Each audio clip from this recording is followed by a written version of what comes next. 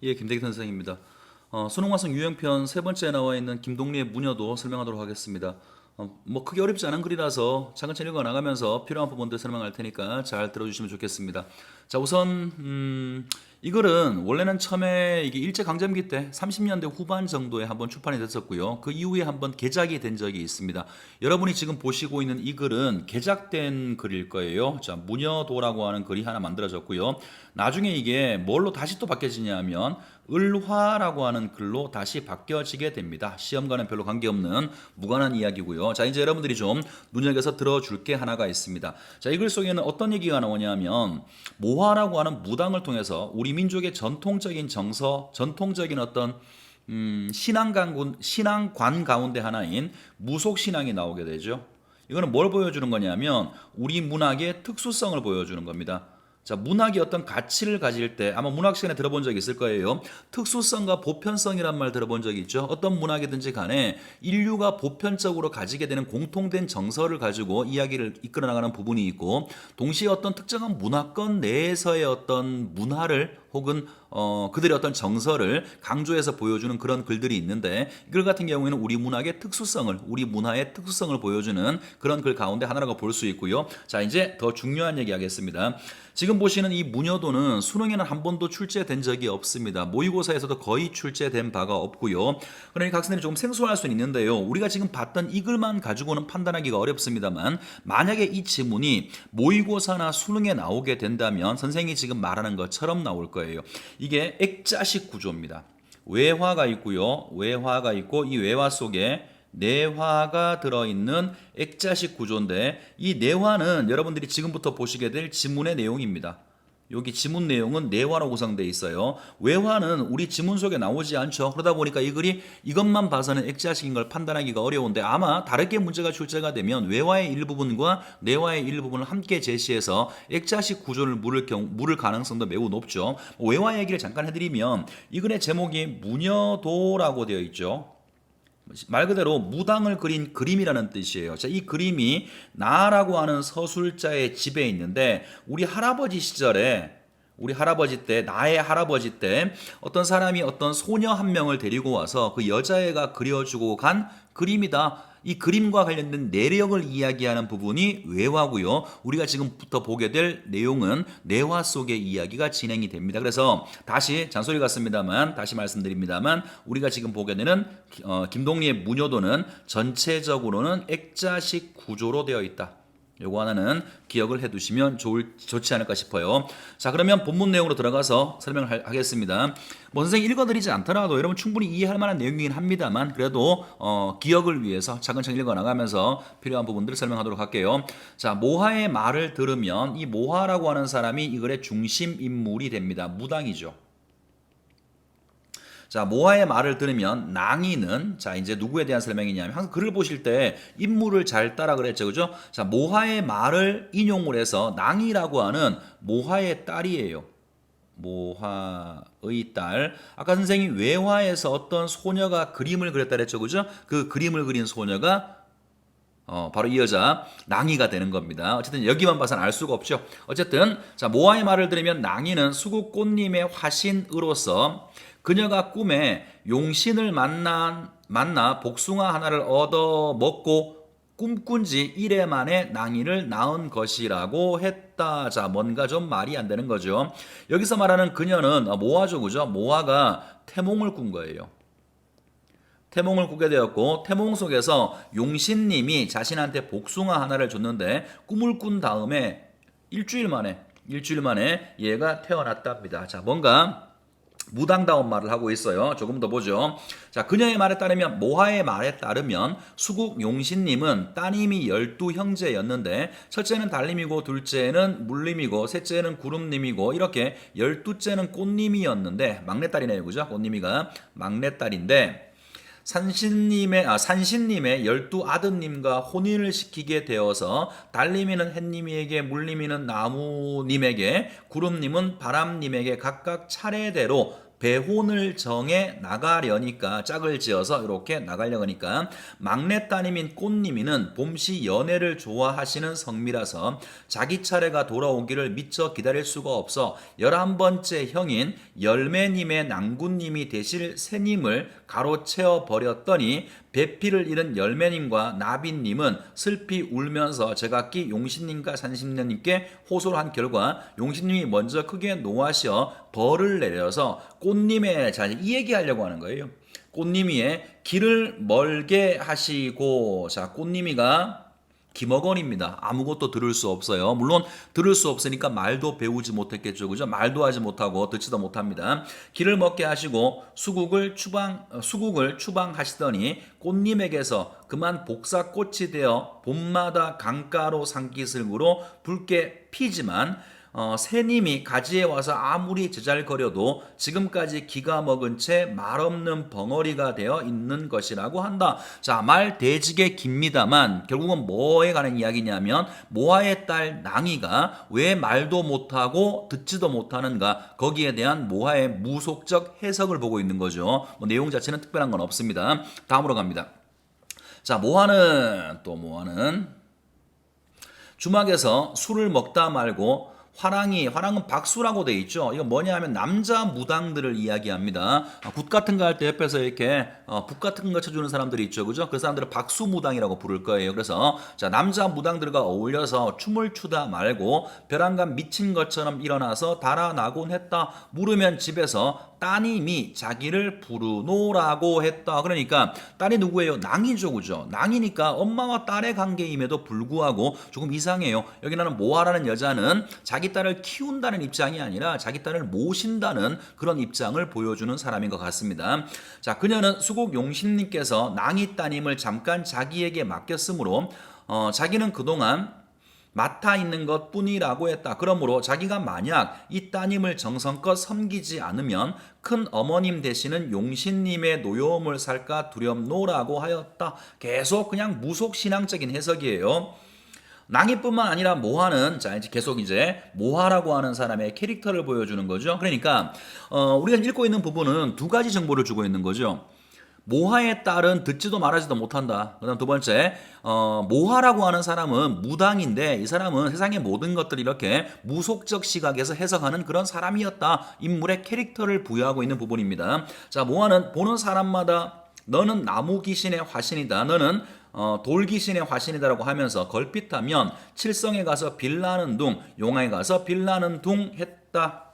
자, 모하는 사람을 볼 때마다 늘 수줍은 듯 어깨를 비틀며 절을 했다. 어린애를 보고도 부들부들 떨며 두려워했고 때로는 개나 돼지에게도 아양을 부렸다. 왜 그렇겠어요? 겉으로는 어린애의 모습이고 겉으로는 개나 돼지의 모습이지만 이런 것들이 모두 다 신들이, 무속에 있는 신들이 인간이나 돼지나 혹은 다른 동물의 몸을 빌려서 온 것이라고 생각하니까 모하는 그들을 업신여기지 않고 오히려 섬기거나 아니면 아양을 떠는 이런 모습을 보이는 겁니다. 자, 그녀의 눈에는 때때로 모든 것이 귀신으로만 비친다는 것이었다. 그것은 사람뿐만이 아니라 돼지, 고양이, 개구리, 지렁이, 고기, 나비, 감나무, 살구나무, 부지깽이, 항아리, 섬돌, 집신, 대추나무, 가지, 제비, 구름, 바람, 불, 밥, 연, 바가지, 다래끼, 솥, 숟가락, 호롱불, 땡땡땡, 뭘 이렇게 다 많이. 그러니까 글쎄요, 살아있는 생물한테 그런 건 좀 이해가 됩니다만 이렇게 사물까지도, 호롱불과 같은 사물까지도, 그러니까 우리 전통 아마 무속신앙이겠죠. 우리 세상에 존재하는 모든 것에는, 모든 존재에는 어떤 신의 모습이 깃들어져 있다라고 보는 우리 전통신앙의 한 시각을 보여주는 것 같아요. 자, 이러한 모든 것이 그녀와 서로 보고 부르고 말하고 미워하고 시기하고 성내고 할 수 있는 이웃 사람같이 보여지곤 했다. 그렇다면 여기 지금 다른 사람은 그렇지 않은데 모하라고 하는 사람은 세상에 존재하는 거, 아까 위에서 쭉 얘기했었던 뭐 나무부터 시작해서 뭐 구름부터 시작해서 이런 건 전부 다 인간계에 있는 거죠. 인간계에 있는 거고, 모하 입장에서는 이런 것들이 전부 다 인간계에만 존재하는 것이 아니라 신계, 그냥 신계라고 할게요. 신의 세계에 있던 것들이 인간 세계로 이렇게 왔다라고 생각하는 거죠. 그럼 우리 눈엔 보이지 않지만 모하는 신의 세계와 인간의 세계를 연결하는 매개체로 역할을 하고 있는 사람인 것을 확인할 수가 있습니다. 자, 또 다음으로 갑니다.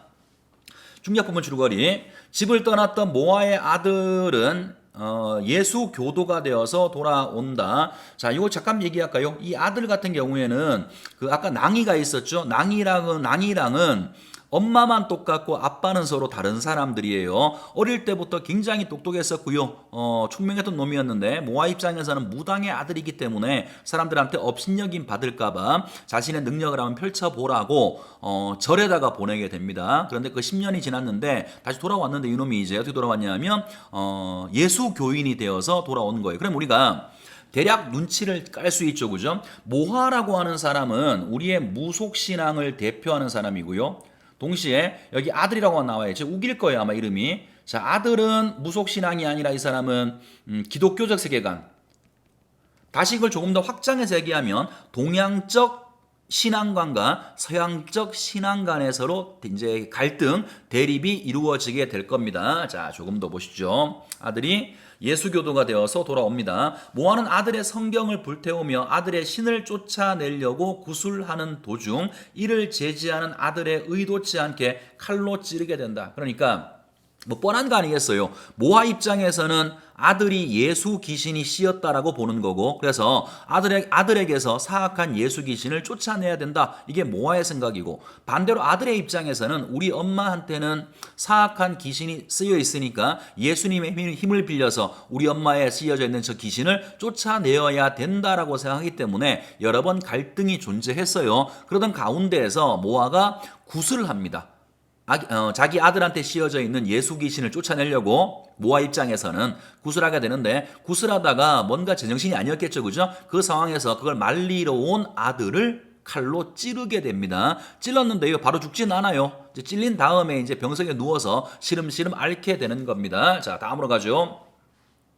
자, 그 후에 마을마다 교회당이 세워지고 모하의 마을에도 예수교가 널리 퍼지게 된다. 점점 우리의 전통적인 신앙 혹은 무속 신앙과 서양의 기독교 신앙이 충돌하는 상황이 점점 벌어지는 겁니다. 마침내 아들은 죽고 시름에 빠져 지내던 모하는 마지막 굿을 준비한다. 자, 아들이 죽었다 그랬죠, 그죠? 칼에 찔려서 앓던 아들이 죽습니다. 그래서 모하는 절망에 빠져요. 그래서 굿도 하지 않고 그냥 집에만 틀어박혀 앉아 있다가 어떤 계기를 통해서 드디어 이제 우리 뒷부분에 나올 부분 모아가 일생의 마지막 굿을 하는 장면이 나오게 될 거예요. 자, 그 다음으로 가보겠습니다. 제 생각에는 만약에 이게 그 아까 선생님이 다른 시험에서 요 지문 같은 작품으로 문제가 출제가 됐을 때 예상한 게 하나가 있었죠. 하나는 액자식 구조 요거 나올 가능성이 있다라고 얘기했고요. 또 하나는 여기는 지금 단순하게 중요한 부분 줄거리로 표현되어 있습니다만 모하하고 아들의 갈등이 직접적으로 드러나 있는 부분, 그 부분이 시험 문제 지문으로 나올 가능성도 매우 높아 보입니다. 자, 다음으로 갑니다. 이날 밤 모아의 얼굴에는, 자, 이날 밤이 언제냐면 드디어 이 동네에 되게 부잣집 며느리가 물에 빠져 죽습니다. 자, 그 며느리의 혼을 천도하기 위한 굿이 벌어져요. 그러니까 모아 입장에서는 마지막 굿을 하는 그날 밤입니다. 자, 이날 밤 모하의 얼굴에는 평소에 볼 수 없던 정숙하고 침착한 빛이 서려 있었다. 어제같이 아들을 잃고 또 새로 들어온 예수 교도들로부터 가지각색 비방과 구박을 받아오던 그녀로서는 의아스러우니만큼 새침하게 가라앉아 있어 전날 달밤으로 산에 기도를 다닐 적의 얼굴을 연상하게 했다. 자, 뭔가 표정이 달라졌답니다. 굉장히 정숙해 보이고요. 동시에 또 되게 침착해 보인답니다. 왜 그런지 좀 더 보죠. 그녀는 전날과 같이 여러 사람 앞에서 아양을 부리거나 수선을 떨지도 않았다. 그러나 그녀는 그 호화스러운 전물상들을 둘러보고, 전물상이 굿할 때 차리는 제사상 같은 겁니다. 그러한 제사상을 바라보고, 자, 객관적으로 봤을 땐 되게 호화스러웠대요. 호화스러운 제사상을 바라보고도 만족한 빛 한번 띄지 않고 도리어 비웃듯이 입을 삐죽거렸다. 더러운 년들, 전물상만 잘 차리면 그만인가. 자, 이 더러운 년들이 정확히 누구를 가리키는 말인지는 모르겠어요. 그죠? 그렇지만 확실한 것은 지금 모아 입장에서는 차려진 그 제사상이 썩 마음에 들지 않는 겁니다. 자, 다음으로 가죠. 이 밖에도 내어놓고 빈정거리기까지 하였다. 그러자 자리에서 모하는 오늘 밤 새로운 귀신이 집힌다고들 수군거리기 시작했다. 자, 이런 모습을 보고 자리라고 표현했죠. 그죠? 모인 사람들이에요. 자, 모인 사람들이 뭔가 기대를 하면서 수군거리기 시작합니다. 그 가운데 한 여자가 돌연히 귀신이 집힌다고들 다시 미안합니다. 다시 읽을게요. 돌연히 죽은 김씨 혼신이 덮였군. 자, 죽은 김씨가 물에 빠져 죽은 부잣집의 며느리라고 말했고요. 이 여자 때문에 지금 구슬하고 있으니까 지금 모하에 저렇게 평소답지 않게 새침해 보이고 정숙해 보이는 저런 모습을 보고 이게 뭐라고 부르더나? 신이 쓰인 걸 접신이라고 하나요? 모하가 죽은 사람의 귀신이 쓰여서 접신했다라고 평가를 한 겁니다. 저 다음으로 가죠. 자, 다시 다른 한 여자들도 바로 그 김씨가 들렸다. 저 청승맞도록 정숙하고 새침한 얼굴 좀 봐라. 그리고 모하네가 본디 어디서 저렇게 이뻤나. 아주 김씨를 덮어 씌웠구만. 사람들은 계속 모하한테 김씨의 귀신이 씌었다라고 믿는 거죠. 이런 게 무속신앙이죠. 현대까지 오게 되면 현대 우리들은 이런 거 보고 너 말도 안 돼. 이게 반이 있을 거고요. 진짜 씌었네. 반이 있을 수 있겠죠. 그죠? 근데 요 글 속에 등장하는 이 마을 사람들의 모습을 보면 우리의 전통적인 어떤 신앙관에 따르면 죽은 사람의 혼이 무당을 통해서 다시 발현될 수 있다라고 믿는 것 같아요. 자, 조금 더 가겠습니다. 이렇게 수군거렸다. 이와 동시에 한쪽에서는 오늘 밤 구슬 어쩌면 정말 낭이가 말을 하게 될 것이라는 얘기도 퍼졌고, 자, 뭔가 초자연적인 결과도 기대하게 되고, 또 한쪽에서는 낭이가 누구 아이인지는 모르지만 배가 불러 있다는 풍설도 돌았다. 자, 하여간 이 여러 가지 소문들이 오늘 밤 구슬로 해결날 것이라고 막연히 그녀들은 믿고 있었다. 그러니까 뭔가 무속신앙에 대해서 기독교 신앙이 한참 들어오기 시작한 때였음에도 불구하고 무속 신앙에 대해서 마을 사람들이 가지는 기대 혹은 믿음을 보여주고 있습니다.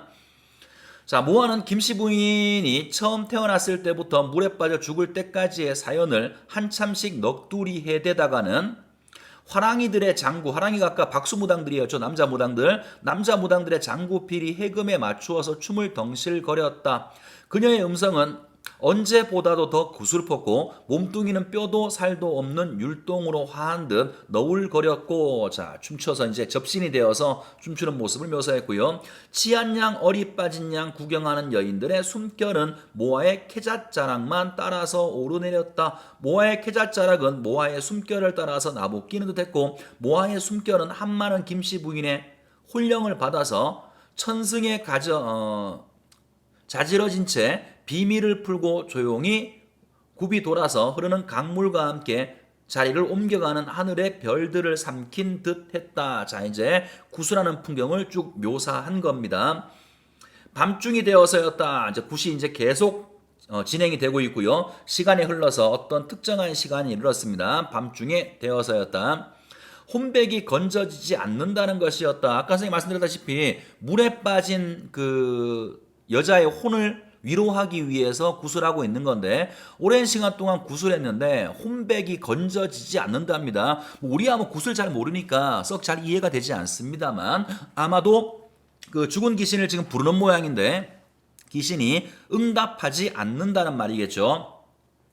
하랑이들과 작은 무당들이 몇 번이나 초망자 줄에 밥그릇을 달아서 물속에 던져두고 밥그릇 속에 죽은 사람의 머리카락이 들어오지 않는 것으로 봤을 때 김씨가 초혼, 혼을 부른 이 의식에 응하지 않는 모양이라고 하였다. 그러니까 작은 무당들하고요, 그 다음에 화랑이들은 구슬 계속하고 있는데 뜻하지 않게 혼이 응답하지 않아 뭔가 걱정하고 있는 모습이 보이죠. 작은 무당 하나가 초조한 낯빛으로, 맞네요, 그죠? 걱정하는 게 맞습니다. 초조한 낯빛으로 모아의 귀에 입을 바싹 대면서 여태 혼백을 못 건져서 어떻게 하였다. 모아는 조금 더 서두르지 않고, 자, 모아 보세요. 서두르는 놈들은 혹은 걱정하는 놈들은 박수무장이나 혹은 새끼 무당들은 그런 걱정을 하고 있는데 모아는 전혀 흔들리지 않습니다. 서두르지 않고 오히려 당연하다는 듯이 넉대를 잡고 물가로 나섰다. 초망자 줄을 잡은 화랑이는 넉대가 가리키는 방향으로 이리저리 초온 그릇을 물속에 굴렸다. 일어나소 33살 월성 김씨 대주 비운 방성으로 태어날 때 칠성의 명을 빌어. 자, 이거 뭐 다 해석할 필요 없을 것 같아요. 그죠? 무당이 이런 노래를 부르면서 서서히 물속으로 들어가고 있는 겁니다. 모아는 넉대로 물을 휘저으면서 진정 목이 맨 소리로 혼백을 불렀다. 꽃길이 피난 몸이 옷같이 자라는 몸이 양친 부모도 생존이고 어린 자식 뉘어놓고 검은 물에 뛰어들째 용신님도 외면이라 치마 폭이 봉긋 떠서 연하대를 타단 말인가. 자, 검은 물에 뛰어들었다고 했으니까 물에 빠져 죽은 물귀신을 부르는 거 확실하네요. 자, 그 다음 모아는 넉대를 따라서 점점 깊은 물속으로 들어갔다. 옷이 물에 젖어서 한 자락 몸에 휘감기고 한 자락 물에 떠서 나부 꼈 검은 물은 그녀의 허리를 잠그고 가슴을 잠그고 점점 부풀어 오른다. 땡땡땡. 그래서 쏘 죽었다 이런 얘기죠. 그러니까 마지막 부분은 뭐냐 하면 죽음을 통해서 혼룡과 접신을 시도하는 그런 모습을 보이는 것 같아요. 그죠? 죽는 줄도 모르고 혼을 찾아 들어갔던 모아의 모습을 보여주면서 이야기가 마무리된 것 같습니다. 자, 이제 문제로 건너가 보죠. 뭐 내용 자체는 크게 어렵지 않습니다만 분명히 시험 문제 나오게 되면 다른 지문 나올 거예요. 자, 이제 문제 보겠습니다. 1번 윗글에 대한 설명이다. 가장 적절한 거. 자, 일반적으로 이런 식으로 소설 문제가 출제가 되면 서술상 특징이다. 올바른 것은 이렇게 훨씬 더 많이 물어보죠. 그죠? 이거의 발문이 그냥 단순하게 윗글에 대한 설명으로 물어보기도 합니다. 내용을 묻는 경우도 많이 있습니다만 항상 1번 문제를 풀 때는 여기서 별 관련성이 없습니다만 항상 1번 문제를 풀 때는 시점을 생각하고 문제를 푸시라고 했어요. 이거는 전지적 작가 시점이죠. 내화 부분은 전지적 작가 시점입니다. 자, 1번 공간적 배경을 상세하게 묘사하여 인물의 내면 심리를 드러내고 있어. 자, 이거 많이 보죠. 공간 나오면 선생님이 항상 지문을 읽다가 시간 공간 나오면 눈여겨보라고 했을 거예요. 뭐 이 글도 공간이 안 나오진 않았겠죠. 그런데 문제는 뭐냐면 배경을 상세하게 묘사하는 부분은 하나도 없어요. 하다못해 모하의 집을 묘사한 것도 없고요. 주막을 묘사한 것도 없고 지금 굿이 벌어지는 그 공간을 묘사한 것도 보이지 않습니다. 1번은 잘못 얘기했고요. 자, 그 다음에 2번으로 갑니다. 시간의 흐름에 따라 밤이 깊어서 인물들 간의 갈등, 글쎄요. 지금 봤던 마지막 부분은 시간의 흐름이 있죠. 구슬하면서 점점 밤이 깊어지는 것이니까 시간의 흐름은 분명히 있습니다만 적어도 우리가 봤던 부분에서는 중요한 부분의 줄거리를 제외하고는 인물 간의 갈등은 보이는 부분이 없습니다. 3번 같은 공간에서 동시에 벌어지는 서로 다른 사건을 병렬적으로 제시하고 있다. 이런 거 많이 본 적이 있었죠. 그죠? 근데 이걸 우리가 지금 본 이 글 같은 경우에는 인과적으로 사건이 전개되는 것이지 다른 공간에서 벌어지는 사건이 병렬 중첩되어서 나온 건 없습니다. 3번 틀렸고요. 4번 중재자의 역할을 하는 인물이 등장하여 갈등의 새로운 국면. 자, 일단 이거부터 물어볼게요. 갈등을 중재한다고 하면 뭐와 뭐의 갈등인가요? 무속신앙과 기독교? 그렇다고 칩시다. 그러면 그거를 중재하는 인물은 누구예요? 아들이라고 생각하시면 안 돼요. 아들은 기독교와 무속신앙을 중재하는 사람이 아닙니다. 기독교의 입장을 대변하는 사람이에요. 그러니까 이 글 속에는 중재자는 나오지도 않습니다. 그럼 5번이겠네요. 서술자가 간접 인용하는 방식을 활용하여 중심인물의 의식세계를 보여줘. 중심인물 당연히 모하를 말하는 걸 거고요. 뭐 여러 군데 있습니다만 가장 눈에 띄는 부분은 가장 첫 번째 부분이 있죠. 모아는 뭐 낭이가 이렇다라고 했다, 뭐뭐라고 했다, 그죠? 간접 인용의 방식을 쓰고 있고요. 그래서 무속신앙 혹은 우리 민족의 전통적 신앙의 바탕을 둔 모아의 생각을 보여주고 있어요. 답은 5번입니다. 넘어갈게요. 자, 2번. 오늘 밤 국가 관련된 인물에 대한 설명이다. 가장 적절한 것을 골라봐라. 자, 1번부터 보시죠. 모아는 굿을 바라보는 마을 여자들의 태도에 만족해했다. 아니죠. 상위에 차려진 거 보고 불만족해했어요. 그죠? 자, 2번 갑니다. 모아는 굿이 진행되어 갈수록 점점 더 조급하게 천만의 말씀. 조급한 건 누구였는데 새끼 무당들하고 박수 무당들이었었죠. 모아는 변함없는 표정을 보여줬어요. 자, 3번.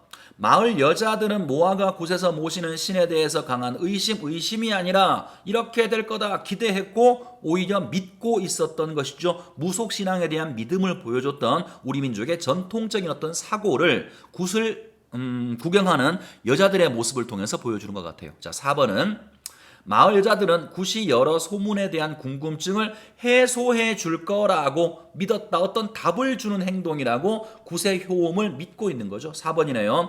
마을 여자들은 굿을 통해 죽은 김씨의 혼백이 건져지지 않자 모아를 걱정했다. 아니에요. 역시 모아를 걱정한 건 마을 여자들이 아니라 무당들하고 새끼무당들이었죠. 답은 4번입니다. 자, 넘어가시고 마지막 문제 풀겠습니다. 보기를 바탕으로 윗글을 감상했다. 적절치 않은 것을 골라보랍니다.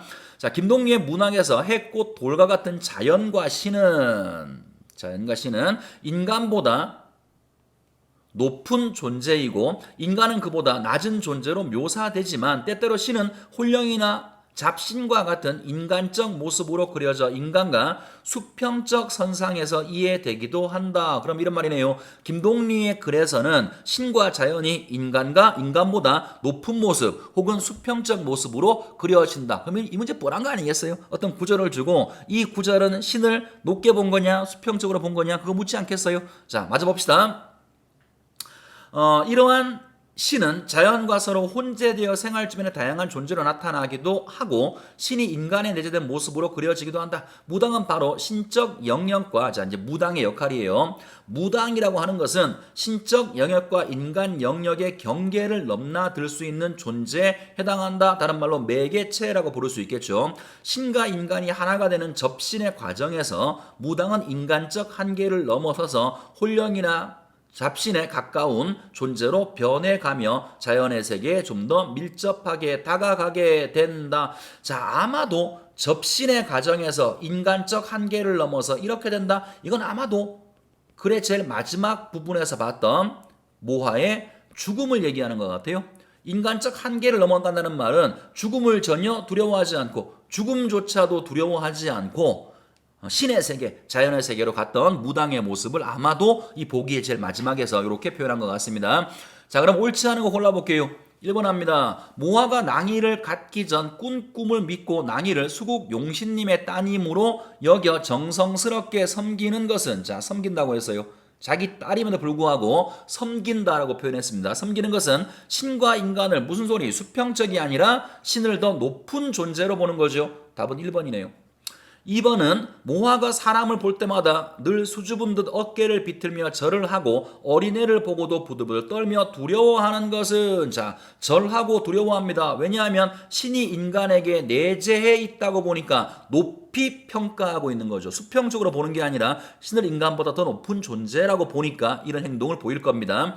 3번 모아가 돼지, 고양이, 개구리, 지렁이 등을 님이라고 부르는 것은, 하대하지 않고 존칭을 쓰는 것은 신과 자연에 혼재되어 있는 생활 주변의 다양한 존재로 나타난다고 보는 것과 관련이 있어. 신이 생활 주변의 다양한 존재로 나타나니까 개구리나 지렁이도 신일 수 있어. 그래서 님이라고 부르고 있어. 말되죠. 자, 4번 모하가 김씨 부인의 혼령을 받은 듯 넋두리를 할 수 있는 것은 무당을 신적 영역과 인간 영역의 경계를 넘나들 수 있는 존재로 보는 것과 관련이 있어. 신의 영역과 인간 영역을 연결하는 매개체라고 본다. 문제 없습니다. 자, 5번 모하가 넋대를 따라 점점 깊은 물속으로 들어가는 것은 접신을 죽음에 대한 인간적 한계를 뛰어넘어, 자, 죽음을 두려워하지 않는 거예요. 죽음을 두려워하지 않는 것을 다른 말로 죽음에 대한 인간적 한계를 뛰어넘었다라고 표현한 거라고요. 뛰어넘어서 신과 인간이 하나가 되는 과정이라고 보는 것과 관련이 있어. 죽음을 뛰어넘어서 신의 세계로 가는 것을 보여주는 거니까 답은 1번으로 보시면 되겠습니다.